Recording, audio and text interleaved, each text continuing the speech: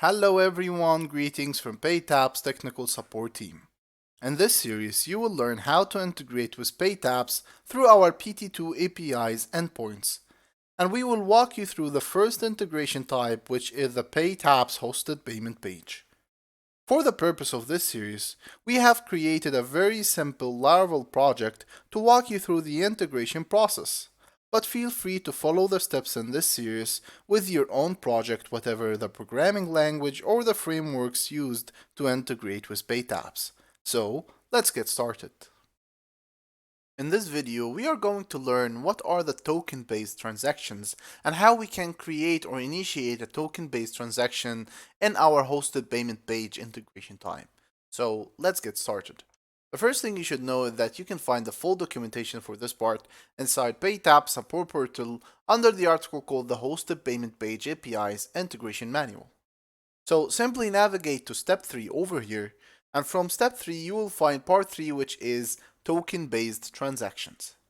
Now, if you want to understand more about what are the token-based transactions and when you are going to need them and why you should need them, simply it's something related to initiating your payment. Whenever you want to initiate a simple payment for your customer, meaning a seamless payment where you don't require your customer to fill out his card details each time, you only ask him to fill out his payment detail or his card detail one time, and then the next time for, let's say, subscription or renewal or any kind of this stuff, you want to automatically deduct the amount from him, of course based on his confirmation. This is the reason, or this is when you are going to use token-based transaction. Not only the direct deducting, we are only have another way that you can do the what we call the customer initiated token-based transaction, where we just ask the customer to fulfill his CVV and the payment will be done. So how is this done, or how can we create a token-based transaction? Simply, all what we need to do is to create a token for a transaction, meaning your customer should create or should fulfill a simple payment, and this payment will be tokenized. And once this payment is tokenized, you will receive a token that you can then use in order to initiate token-based transaction. So, as you can see, what we just mentioned, the first thing you will do is to create the token, and then you will use this token to initiate a token-based transaction. And we will learn the two types of the token-based transaction, the recurring and the requiring CVV, in the next videos. But for this video, let's just learn how we can create the token. So, as we said, all what we need to do is to initiate a simple payment. So back to our request payload over here, we are sending a simple request. The only difference here is we want to add another optional parameter, which is called the tokenize. So if we get back to our solution article over here and we navigate to create tokens, we will see that we have a parameter that is called tokenize.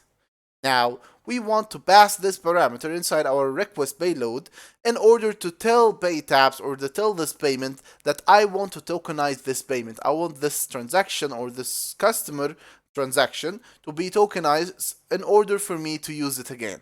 So all what you need to do is just pass this parameter over here, tokenize, and you give it the value of 2. Now, this value just clarify or simplify the idea of the let's say in encoding of the token. So it doesn't really matter. Most probably we are using number 2 for the hex 31, but for other types of tokenization you can use different values. So for now, we will just initiate a very normal transaction to see what is the different in the response. So now that we add the token as parameter, we will save our request payload. We will get back to our payment over here. Let's fulfill the customer detail.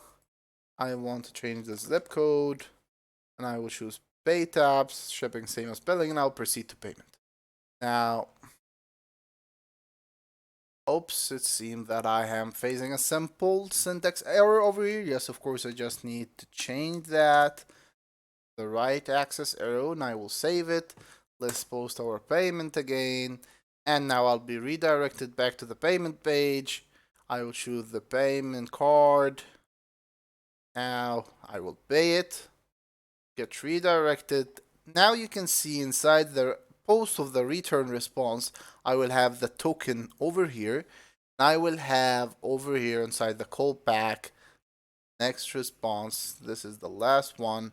I have over here the token. So now what you need to do is to save this token inside your database along with maybe customer ID or user ID.